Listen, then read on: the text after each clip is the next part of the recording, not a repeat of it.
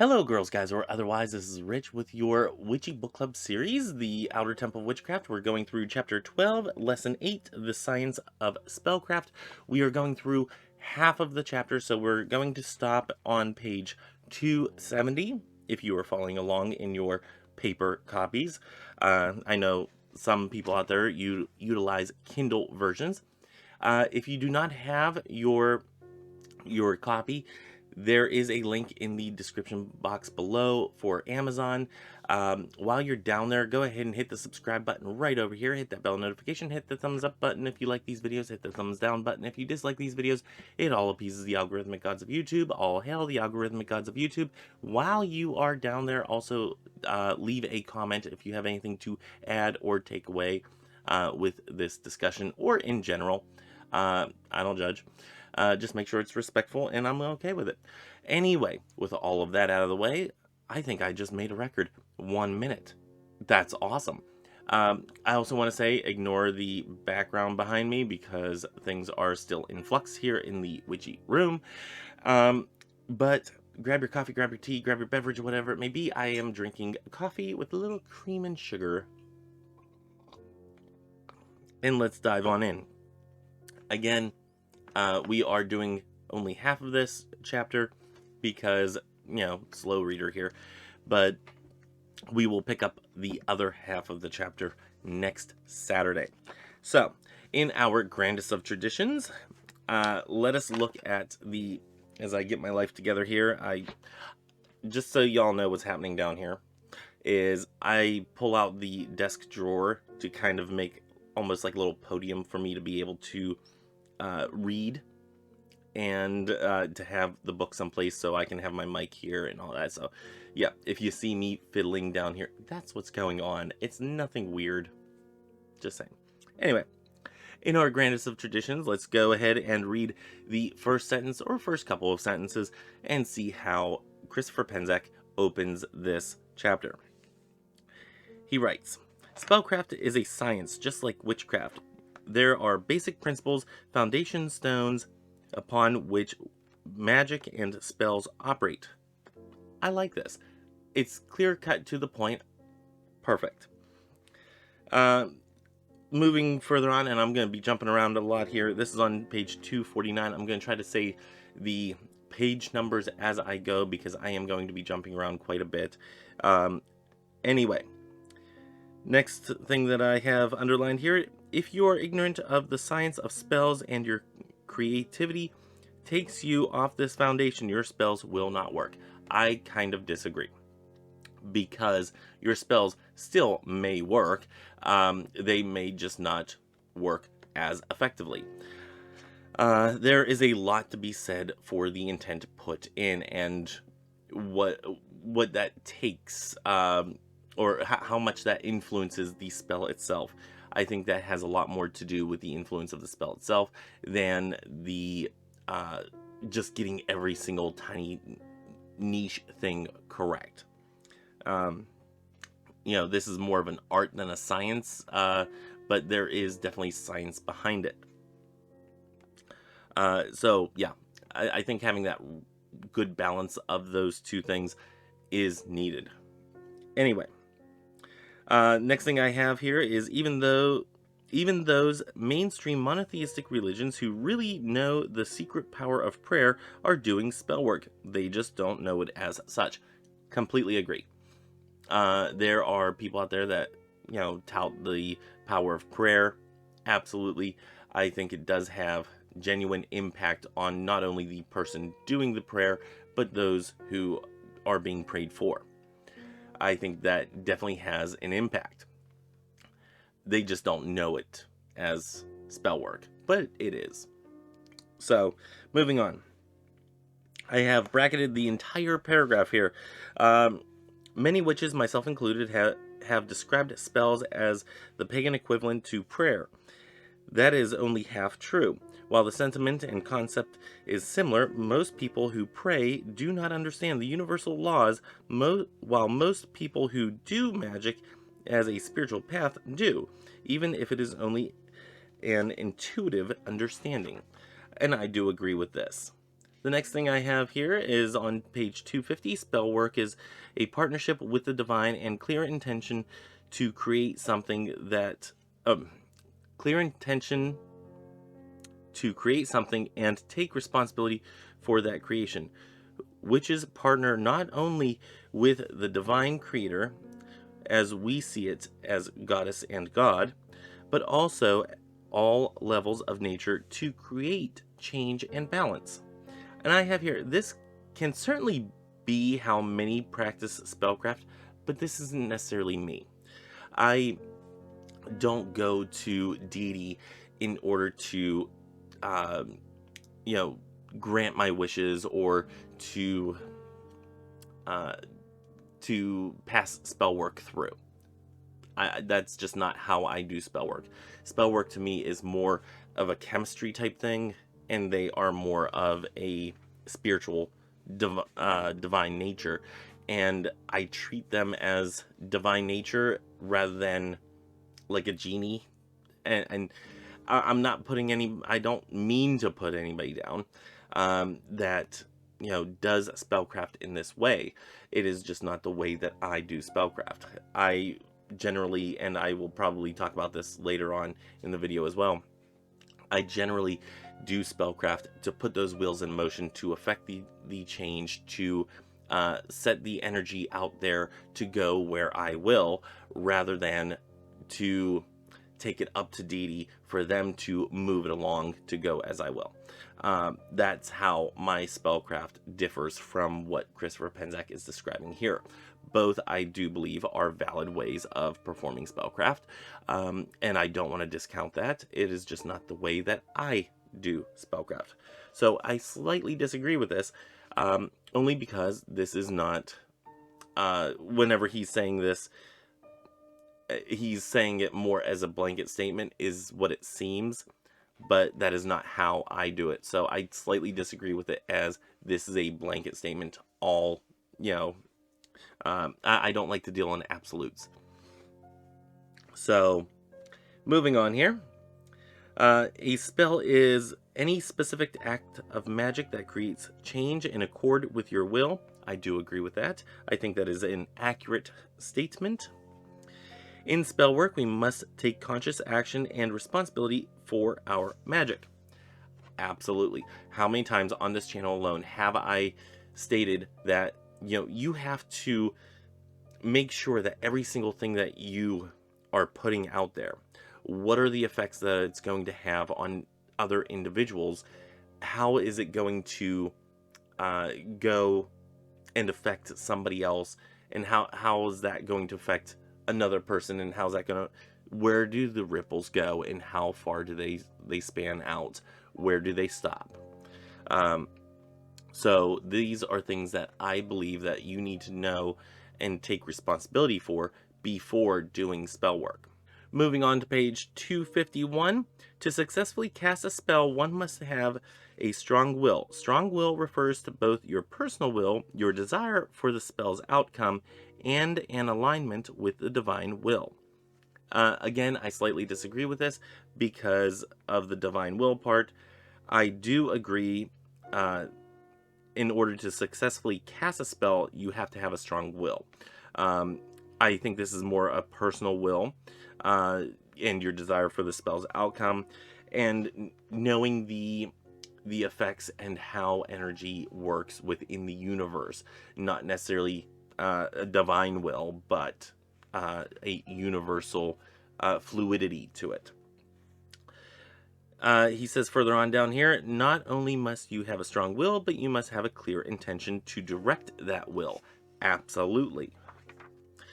And on 252, the last piece is a method to direct energy. You must, and I'm skipping around here, you must have a method to send them out into the universe to manifest.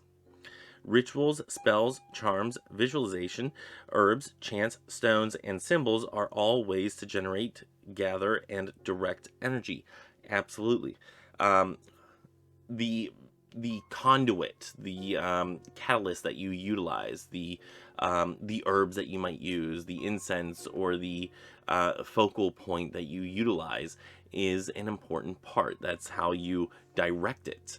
Some people use puppets for this. Some people use an image, a printed image, a photo. Some people use just a name on a piece of a card or a piece of paper. Some people utilize stones. Some people utilize, what have you. People utilize different things for different reasons, and they have connections to that individual. And it's not always going to work the same for everybody. I think that's readily understood there. But you need something, some way to direct that. A lot of times for me, it's just visualization. I don't often print off pictures or utilize pictures that I do have. I don't usually utilize those.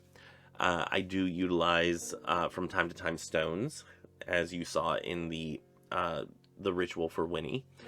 I do utilize usually a piece of paper, or just plain old visualization is something that works very well for me. I am a very in the brain, imaginative type of person, and it's very easy for me to get that image in my mind. It's easier for me to do that than to draw an image or to even print out the image. So, moving on.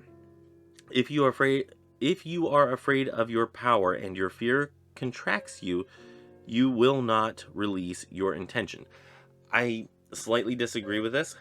I think you might release your intention. However, you probably will not release the entirety of all the collected energy that you have in order to most effectively do this spell work. And I think that's important to note, that even if you are a little fearful, if you're holding back a little bit, that your spells still can work, but they may not work as effectively. So that's something to keep in mind if you are not having an effective spell being cast. Continuing on to page 253, in reality, he's talking about thought forms here. In reality, thought forms are just like any tool, neither good or bad. Wow, come on, Rich. Let's read here. The intention behind their creation is the key in determining their function. Every spell, prayer, or healing uses a thought form. Thought forms are constructs of energy like spiritual robots, programmed with your will and intention. They go out into the universe with our specific instructions, gathering momentum to return our desires to reality. Okay. Whenever I was first reading this, usually whenever I envision spell work going out, I envision just a ball of energy, just poof, that type of thing. But where he's talking here about thought forms, it sounds more of a Patronus. And whenever you cast your Patronus, it just goes, and it, in this case, gains momentum as it goes and gathers up whatever your intention, your will is, and brings it back to you. So say in the case of finances, you cast your Patronus, your stag, or whatever it is, whatever your Patronus is. If you have taken the quiz from Pottermore, I don't appreciate at all the English lady. I think I do not stand with her one bit, but the Harry Potter universe is so deeply ingrained in me that that's a necessary evil. And I just want to talk about this for a second. You need to, at very least, I need to. I don't want to say you need to, but I need to, because it is such an integral part of growing up for me, that I need to separate the horribleness of a person from the art that they have created. I have to do the same with Bill Cosby, because he is an incredibly horrible human being, but I find his comedy, his stand-up comedy from the old days especially, I find that quite hilarious. and it's usually good, clean cut comedy, and I enjoy that. Um, I am one that I have to divorce myself from the artist and be able to appreciate the art. Sometimes you get those situations like with Roseanne Cash. Excuse you. Jelly is in a box and she is clawing at it. Get out of there. Okay, maybe not. She's just sitting in there. Okay, but I'm one that I need to separate those two things. That's what I was saying. Sometimes you get lucky with an artist like Roseanne Cash or Johnny Cash, where they are not as problematic of a person, and certainly they lived human lives, or live human lives in the case of Roseanne Cash, who is still alive. But they also make beautiful art, so in form of music. So for me, that's something that I need to separate in this way. But anyway, back to the lesson at hand is I envision it as a Patronus going out, saying you're casting it for finances and whatnot. You're casting your stag. That's what I was gonna say. If you have done the Pottermore quiz and know what your Patronus is, leave me a comment. Let me know, because I have not taken it yet. And yeah, I'm kind of apprehensive of what mine might be. But anyway, your Patronus goes out, looking for finances for you, or for financial gain and whatnot, and then it comes back with said financial gain in forms of money or luck, or an unexpected inheritance, unexpected windfall. Somebody overcalculated a bill, and it was in your favor. Something of that nature comes to you.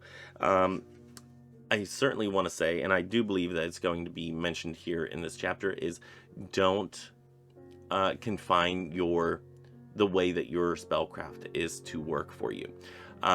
Don't confine it too much. Let it do its thing, as long as if it's not harming anybody, is what I'm trying to say here.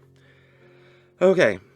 On 253, he has here the bounce back effect. I'm not going to go too much into it, but you can read that on your own.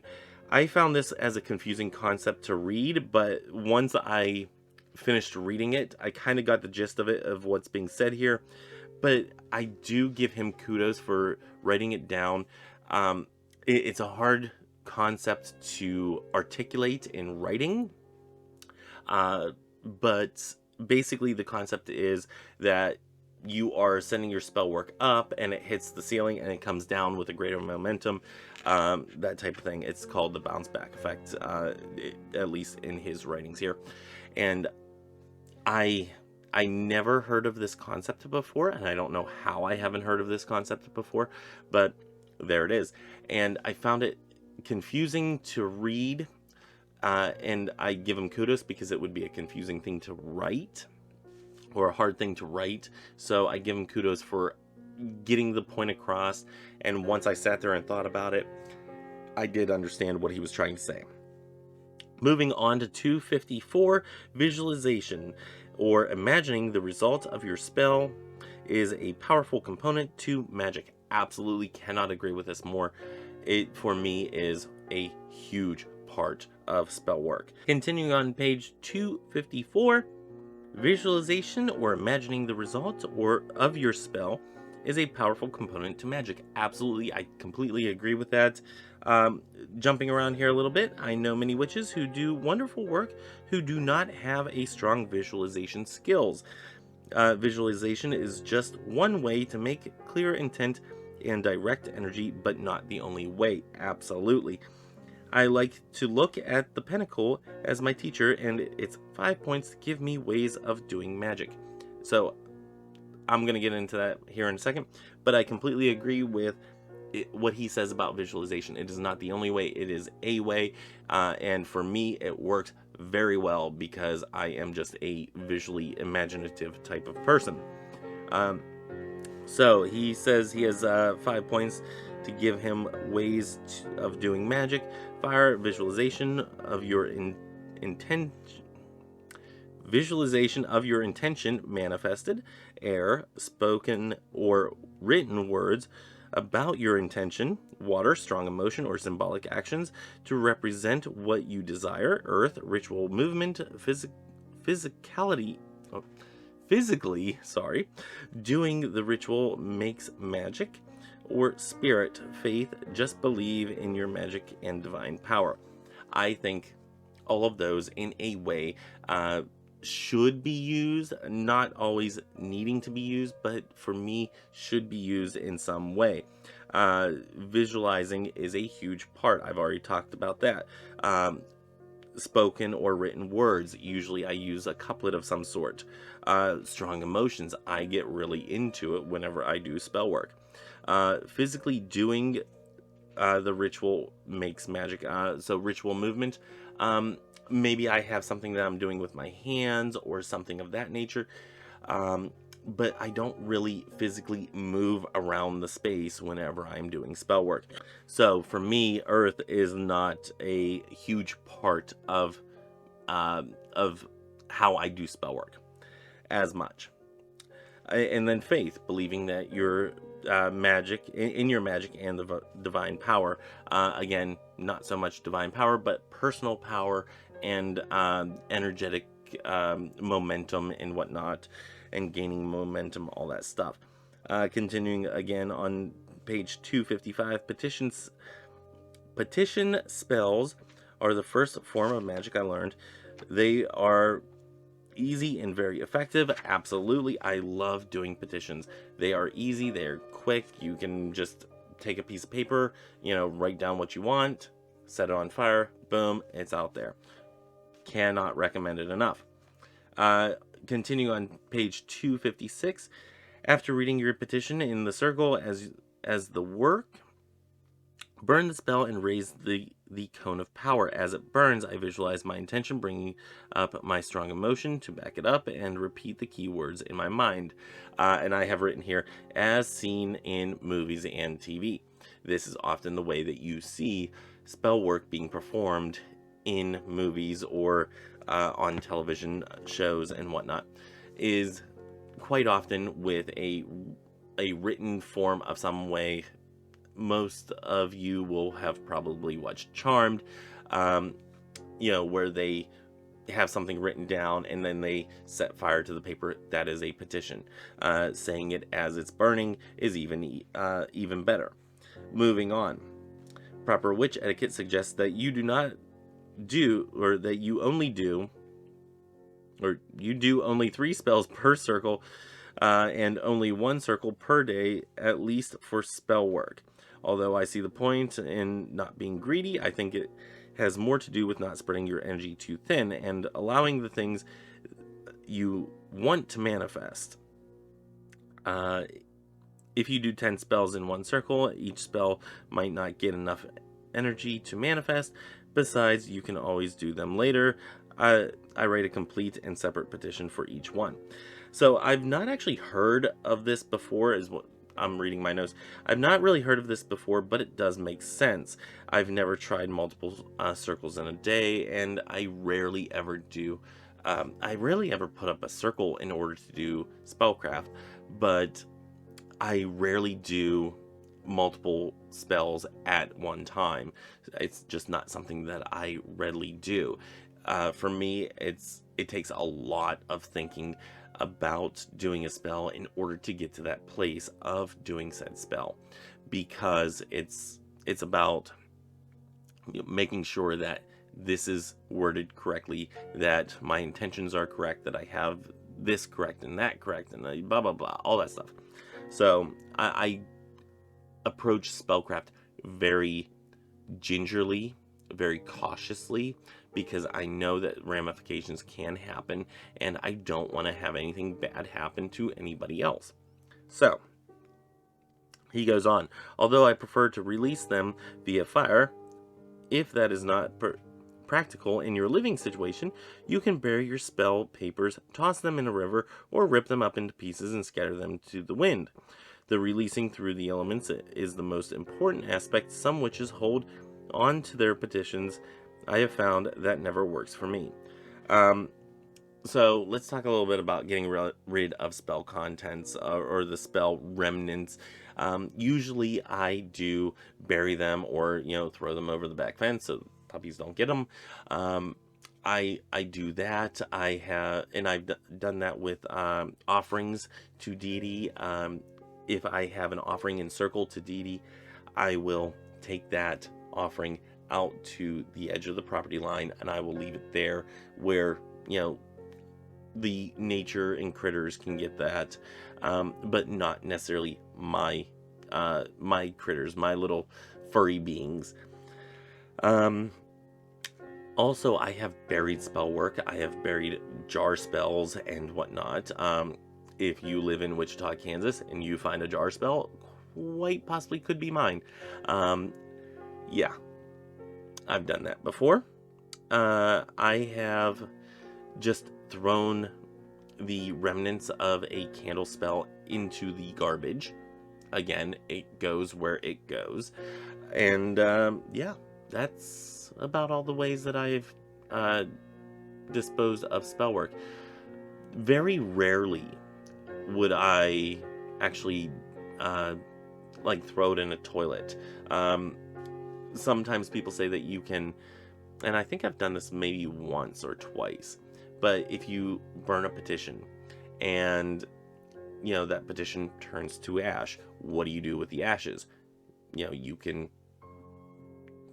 put them in a toilet. You can put them in a sink or whatnot. Yeah, you can dispose of them that way. I would probably scatter them to the winds, or in the wind. That would be my preferred method. He goes on here, petition spells can be divided into 5 basic parts. They can be done in any order, but I have this basic natural flow. The announcement, where you're basically announcing what you're doing. Evocation, and this is where I have a note here, is I usually send out to the universe rather than to deity. I'm not going to go and read each one of these. Intent, I will read this one. Here is the basis of the work. This is the actual spell.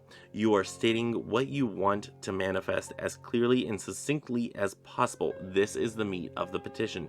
When you put your intent behind it and you send that out. And I have here written, yes, absolutely. The intent is the meat and potatoes of this whole spell work, petition work that we are doing. And then he goes into conditions. So he does talk in here about putting conditions on it, and it harm none, and blah, blah, blah, all that good stuff. Things that I like to think through, so I don't have to put that in there, but I still will put it in there as an extra safeguard, so nobody gets hurt. I, again, am very cautious with doing spell work. I just don't want anybody having any negative reactions for something that I would like. And he also puts on here, you can also put a time locks on the spell, asking that it occur by a specific time. And I have here, I don't usually do this, but I should. Sending out a spell that, hey, I want $1 million, or I have $1 million, or I am a millionaire, and you like that petition, you set it off into the universe. Yeah, okay, you might be a millionaire by the time you reach your date of death. But you have never, up until that point, been a millionaire. If you want this to work, in any time frame, you might want to put a time lock on it. I am a millionaire, by this date, this is my intention, so motive B, and it harm none, all that good stuff, and you light it and you set it up, out into the universe. I don't usually do this, and I should, and I think this is something that, I don't know if it's really, done as widely. I think it should be. I don't see it talked about too often. Usually I see whenever people are talking about spell work is, you let it go and you let it do its thing, and whatever way it's going to happen is the way it's meant to happen. However, it sometimes takes way too damn long to get back to you. And then gratitude, thanking the universe or thanking deity however you do it. Also saying so mote it be, it is so. You're concluding the spell work by, or the intention setting by saying so mote it be.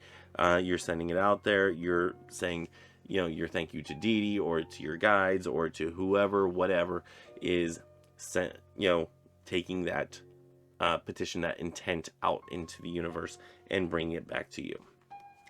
Okay. And then he goes into astrological timing. And I'm going to get into that here in a second. Underlined here, I have astrological timing is an important aspect of the science and art of spellcasting. And I have written here, astrology still baffles me to this day. I cannot understand astrology. I have tried. I get to the point where I try to learn the symbols, and my mind just, I can't wrap my mind around it. I can't wrap my head around it, probably because my head is in the way. But I don't get it. And it's so hard for me to understand astrology. So, unfortunately, astrology, I am not the person to come to for your astrological reading. On 259, he talks about the moon.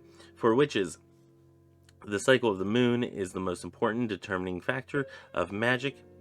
In fact, many witches look to nothing but the moon. Again, I don't like the overall arching generality, the absolutes, statements and whatnot, but I can get past that for this. And this can be overridden by rewording your spell work. And we're going to talk about that here in a little bit, but I thought of it before I even read it in this book. I've been doing that for years.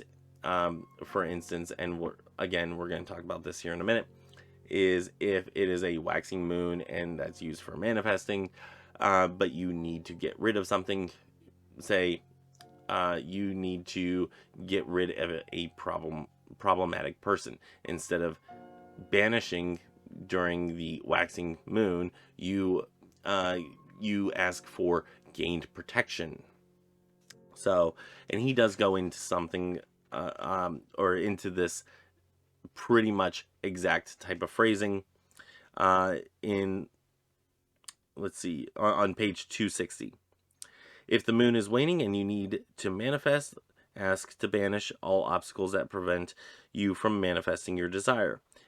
If you need to do waning magic, such as protection during a waxing moon, ask to be granted protection, a safe journey, a clear path, or however else you wish to phrase it. So, absolutely. I've been doing this for years. It works quite well. He also says to follow it up with doing the, if you are doing a protection for, or I'm sorry, if you need to do a protection one during the waning moon, and you're asking to be granted protection during the waxing moon, also, do the waning moon magic during the waning moon. Follow it up with the next cycle as you needed to. But if it's something that needs to happen immediately, you can reword it, and you can basically do the opposite. Usually works well. If that makes sense. On 267, and he writes, this is under planetary days and hours. He does give a good synopsis of each planet and whatnot, and what it's signified by and whatnot. I'm not going to go into that. But under planetary hours, the concept of planetary timing basically states that all cycles of time flow in a pattern. Each day and each hour is influenced by a particular planet. Things done on a specific day or hour are helped or hindered by the energy of that moment. I have written here, let's be honest, we have jobs, families, etc. that we can't wait around for the hour to be just right to cast. And going over to 268, I'm kind of against planetary hours and waiting for a certain day. A lot of times waiting for a certain moon phase, I am also not very patient about. And I have written here on page 268, where he gives the planetary hours and whatnot, I have written, for instance, if I am manifesting with sun energy, I want to do my spell on Sunday at either midnight or 2 p.m. during a waxing moon. This is a little too much for something that'll work on a Monday at 9 p.m. whenever I have free time, right? So yeah, if you don't have the capability and you are trying to wedge in your spell work with, the mundane life that you live, yeah, don't worry about planetary hours. You can still do effective spell work without worrying about planetary hours. Do I think that this may help your spell work? It depends, because there is also not an exact science to the planetary hours and when they take effect.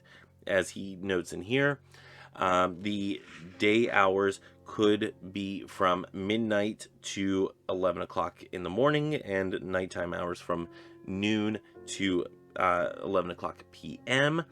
However, it can also go by the daylight, whenever daylight hits and whenever dusk hits, for hours 1 through 12 of the day. And then nighttime from dusk to daybreak.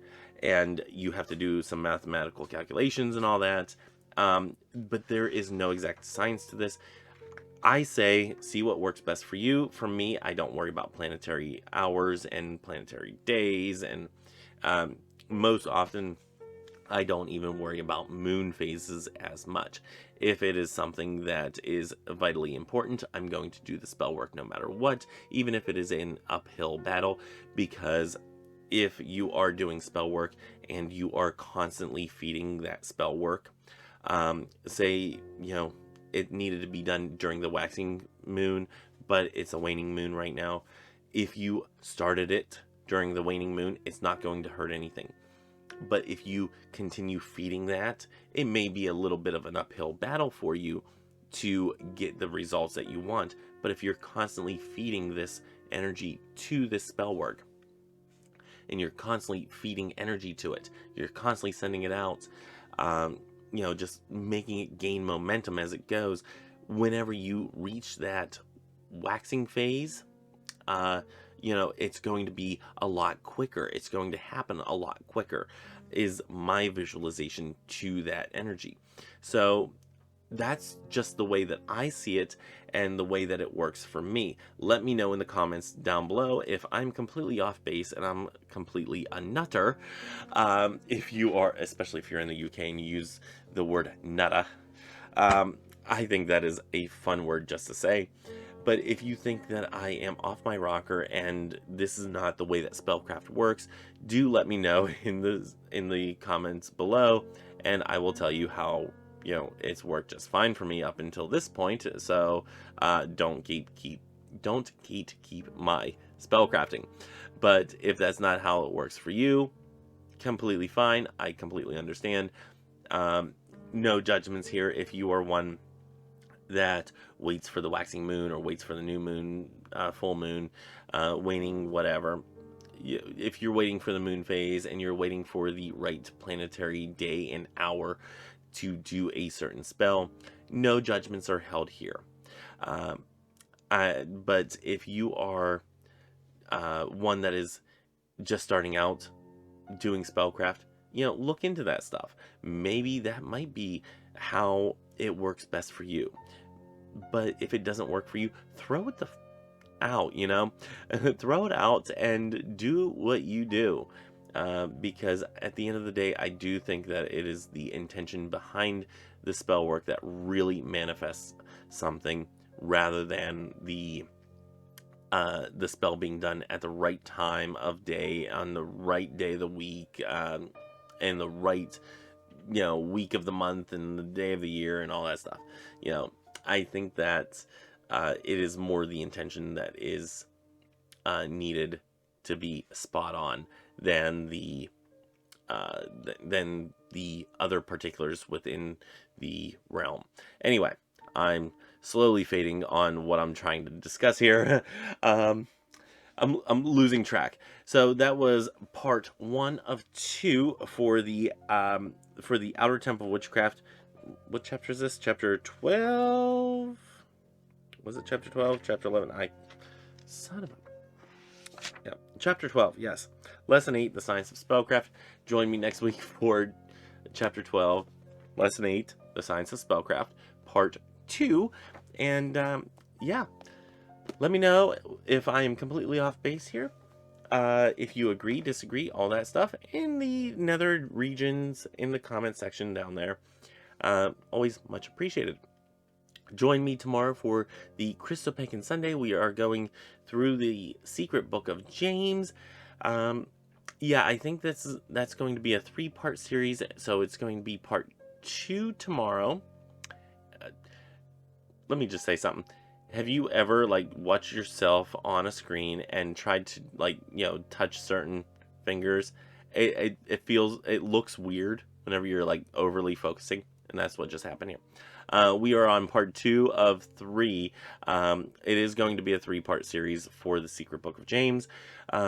So we are doing Nag Hammadi text, biblical text, and if we, as in this month, have 5 Sundays, we're going to do 2 biblical studies, and then we are doing, for the last Sunday of the month, spellcrafting with the Bible.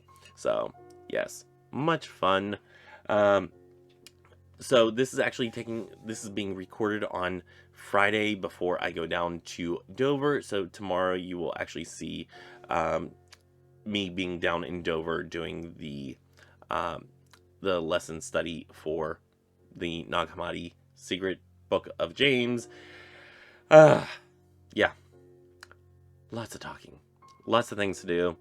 I have to go, like, finish doing laundry so I can pack my bags and go get my hairs cut. Yeah. Leave comments below. I'll talk to y'all later. And until next time, may you have love, hugs, and ladybugs. Bye-bye.